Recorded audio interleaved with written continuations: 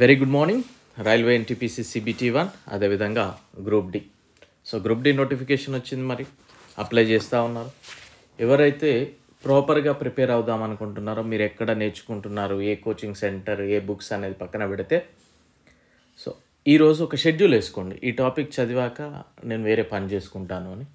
అలా మీరు నేను చెప్పిన టాపిక్ చదవడానికి ప్రయత్నం చేయండి. ఖచ్చితంగా మీకు ఇంప్రూవ్మెంట్ అనేది కనిపిస్తుంది. ఇది ఒక ప్రాపర్ ప్లానింగ్, ఓకేనా?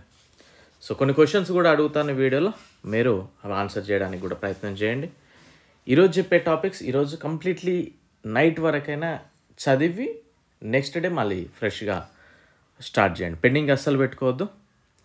ఈరోజు అంటే ఎస్టర్డే మీకు చెప్పిన టాపిక్స్ వచ్చేసి ఏరియా సర్కంఫరెన్స్లో కనుక చూస్తే సర్కిల్ గురించి నేర్చుకోమని చెప్పాను. దాంట్లో సెక్టార్, చాపం పొడవు, ఇదంతా కూడా మనం నేర్చుకోమన్నాను. ఇండియన్ నేషనల్ కాంగ్రెస్, భారత జాతీయ కాంగ్రెస్ గురించి నేర్చుకోమన్నాను. అర్జున అవార్డ్స్ గురించి నేర్చుకోమన్నాను. క్యాలెండర్లో రిమైనింగ్ పార్ట్స్ కూడా మీకు నేర్చుకోమని చెప్పాను. హెడ్ క్వార్టర్స్, అబ్రివేషన్స్, వాటి యొక్క స్థాపించబడిన సంవత్సరాలు నేర్చుకోమన్నాను. ఎంతవరకు నేర్చుకున్నారో ఒకసారి చూద్దాం. చూసే ముందు మన యొక్క యాప్ లాస్ట్ బెంచ్ సబ్ అనే యాప్ని డౌన్లోడ్ చేసుకోండి. లింక్ డిస్క్రిప్షన్లో ఇచ్చాను. అండ్ టెలిగ్రామ్ ఛానల్లో కూడా జాయిన్ అవ్వండి. ఏదో డౌన్లోడ్ చేసుకున్న తర్వాతే మనం క్లాసెస్ అని కాకుండా యూట్యూబ్లో క్లాసెస్ చూడండి. 1-2 సార్లు చూడండి. మీ మనసుకి రైల్వేకి ఉపయోగపడుతున్నాయి అనిపిస్తే తీసుకోండి, లేదంటే అస్సలు వద్దు. ఓకే, రైల్వే ఎగ్జామ్స్కి ఏం కావాలో అవి మాత్రమే ఉంటాయి, అంతకంటే ఎక్కువ అసలు ఎక్స్పెక్ట్ చేయకండి మీరు, ఓకేనా? మీకు ఇండివిజువల్గా చూస్తే 60 రూపీస్కే ఇవ్వడం జరుగుతుంది. అందరికీ అందుబాటులో ఉండాలనే ఆలోచనతో. And NTPC CBT1 group D మీకు 200కే ఇస్తున్నాను. నాకు వీలైనన్ని క్లాసులు చెప్పడానికి ప్రయత్నం చేస్తాను. కొన్ని పెండింగ్ ఉన్నాయి, బట్ నాకు వీలైనన్ని చెప్పడానికి ట్రై చేస్తూనే ఉంటా. ఉన్నంత వరకు ప్రిపేర్ అవ్వడానికి ప్రయత్నం చేయండి, ఓకేనా? రైట్. ఇక క్వశ్చన్ చూస్తే అర్జున అవార్డ్స్ని ఎవరు ఇవ్వడం జరుగుతుంది అంటే ఏ మినిస్ట్రీ, డిపార్ట్మెంట్ ఇవ్వడం జరుగుతూ ఉంటుంది. మొదటిసారిగా అర్జున అవార్డ్స్ ఎప్పుడు ప్రారంభించారు, అదేవిధంగా హాకీ నుండి 2024లో ఎవరెవరికి అర్జున అవార్డు రావడం జరిగింది. హాకీ టోర్నమెంట్ కనుక చూస్తే ఎవరెవరికి అర్జున అవార్డ్స్ వచ్చాయి. Next one, a wheel makes 4000 revolutions in moving a distance of 44 kilometers. Find the radius of the wheel. ఒక చక్రం అంట 44 కిలోమీటర్ల దూరంలో 4000 రివల్యూషన్స్ అంటే 4000 సార్లు చుట్టూ తిరిగింది. ఆయన చక్రం యొక్క వ్యాసార్థాన్ని కనుగొనండి అన్నాడు.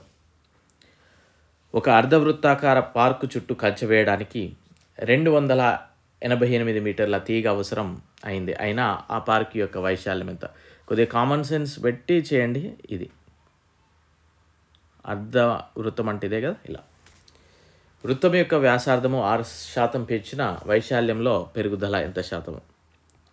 వృత్తం యొక్క వ్యాసార్థము 7 సెంటీమీటర్ మరియు సెక్టార్ చేసే కోణము 72 డిగ్రీలు. అయినా ఆ సెక్టార్ యొక్క వైశాల్యము, సెక్టార్ యొక్క చుట్టుకొలత, చాపం పొడవు కనుగొనండి. అంటే ఇది 72 డిగ్రీస్. ఇది మనకి వ్యాసార్థం చూస్తే ఇది 7 సెంటీమీటర్. దీని యొక్క వైశాల్యము, దీని యొక్క చుట్టుకొలత, చాపం పొడవు ఇది కూడా ఫైండ్ అవుట్ చేయండి అన్నాను. మీరు చేయడానికి ప్రయత్నం చేయండి. నెక్స్ట్, ఒక వృత్తంలో సెక్టార్ యొక్క వైశాల్యము 77 మీటర్ స్క్వేర్ మరియు ఆ సెక్టార్ చేసే కోణము 45 డిగ్రీస్ మరియు వైశాల్యము మరియు చుట్టుకొలతను కనుగొనండి. ఓకేనా?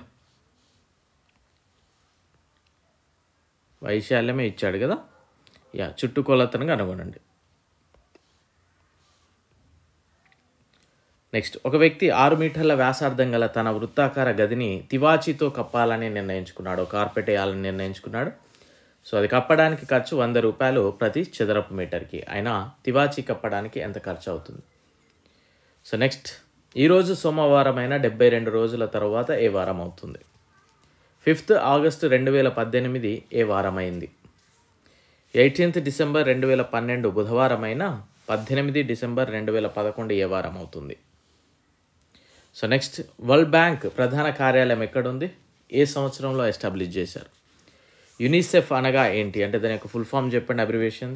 ప్రధాన కార్యాలయం ఎక్కడుంది? ఏఐఐబి అనగా ఏంటి? దాని యొక్క హెడ్ క్వార్టర్ ఎక్కడ ఉంది?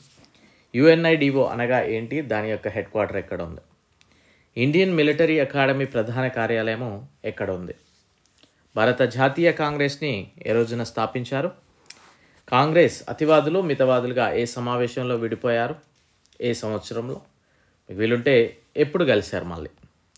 భారత జాతీయ కాంగ్రెస్కి మొదటి మహిళా అధ్యక్షురాలు ఎవరు?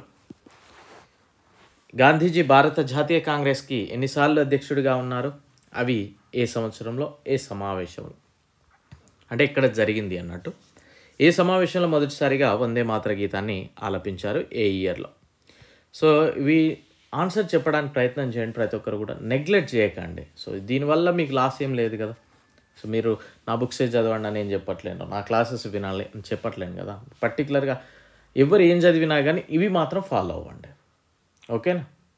ఇవి మాత్రం ఫాలో అవ్వడానికి ప్రయత్నం చేయండి. ఖచ్చితంగా మీకు ఇంప్రూవ్మెంట్ కనిపిస్తుంది.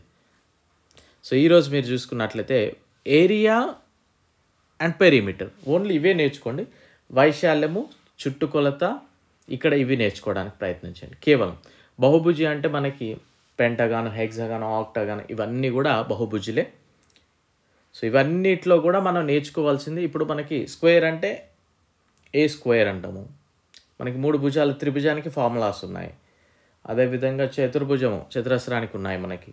సో పెంటగాన్ అప్పుడు వైశాల్యం ఏ విధంగా ఫైండ్ అవుట్ చేయాలి, చుట్టుకొలత ఎలా, ఆక్టగాన్ అన్నప్పుడు ఏ విధంగా ఫైండ్ అవుట్ చేయాలి అనేది నేర్చుకోండి. నెక్స్ట్ వీడియోలో ఏం చేద్దామంటే మనం ఈ ఏరియా పెరిమీటర్కి సంబంధించిన అంశాలన్నింటిలో కూడా డయాగ్నల్స్, నెంబర్ ఆఫ్ డయాగ్నల్స్ ఎన్ని ఫైండ్ అవుట్ చేయడము, అదేవిధంగా exterior angle, interior angle A విధంగా ఫైండ్ అవుట్ చేసుకోవాలి, ఎలా నేర్చుకోవాలనేది మనం అవి మీరు చదవాల్సిన అవసరం ఉంటుంది. మీరు ఒకసారి నా క్లాసెస్ చూడండి. ఓకేనా? అండ్ గ్రూపింగ్ ఆఫ్ ఫిగర్స్, రీజనింగ్లో గ్రూపింగ్ ఆఫ్ ఫిగర్స్ ఒకసారి చూడండి జస్ట్. అండ్ రాజ్యాంగము భాగాలు, మనం షెడ్యూల్ నేర్చుకున్న భాగాలు ప్రతిదీ కూడా నేర్చుకోవాలి. అండ్ ఏదైనా భాగాన్ని తొలగిస్తే అది ఎప్పుడు తొలగించారని నేర్చుకోవాలి. ఏదైనా యాడ్ చేస్తే ఏ అమెండ్మెంట్ ద్వారా యాడ్ చేశారు, ఏ ఇయర్లో యాడ్ చేశారు అనేది నేర్చుకోవాలి. అండ్ ఏ భాగం దేన్ని తెలియజేస్తూ ఉందనేది నేర్చుకోవాలి. అండ్ ఏ ఆర్టికల్ నుండి ఏ ఆర్టికల్ వరకు అనేది కూడా తెలుసుకోవాలి. అండ్ విటమిన్స్ నేర్చుకోండి. విటమిన్స్లో మనకి దాని యొక్క సైంటిఫిక్ నేమ్ ఏంటి, దాని యొక్క డెఫిషియన్సీ వల్ల వచ్చే డిసీజ్ ఏంటి, డెఫిషియన్సీ వల్ల వచ్చే లోపం, డిసీజ్ అంటే లోపం ఏంటి, సో దాన్ని క్యూర్ చేయడానికి ఏమేమి తినాలి, మనకి సోర్సెస్ ఏంటి, విటమిన్ యొక్క సోర్సెస్ ఏంటి అనేది అంతా నేర్చుకోండి. అండ్ ద్రోణాచార్య అవార్డ్స్ నేర్చుకోండి. రేపు ఏం చేద్దామంటే మనం ఈ కరెంట్ అఫైర్స్లో కనుక చూస్తే నేషనల్ స్పోర్ట్స్ అవార్డ్స్ అంటే total 5 or 6 type of categories awards ఇస్తారు. నేషనల్ స్పోర్ట్స్ అథారిటీ ఇస్తుంది. సో వాటన్నిటికి సంబంధించి మనం ఒకసారి ఏమేమి నేర్చుకోవాలో చెప్తాను, అవి ప్రాపర్గా ప్రిపేర్ అవ్వాలి. ఓకేనా? సో మీ ఫ్రెండ్స్కి షేర్ చేయండి. వాళ్ళు మన దగ్గర క్లాసెస్ వినాలని లేదు, కోర్స్ తీసుకోవాలని లేదు, వాళ్ళకు కూడా ఇవి ఫాలో అవ్వండి అని చెప్పండి. ఇవి నేర్చుకోరా ఈరోజు అని అంటే వాళ్ళు నేర్చుకున్నట్లయితే డెఫినెట్లీ మీకు పాజిటివ్ రిజల్ట్ అయితే కనిపిస్తుంది. ఓకేనా? సో ఈరోజు ఇవి చదివాకే నిద్రపోవడానికి ప్రయత్నించండి. I wish you very good luck. Thank you. All the very best.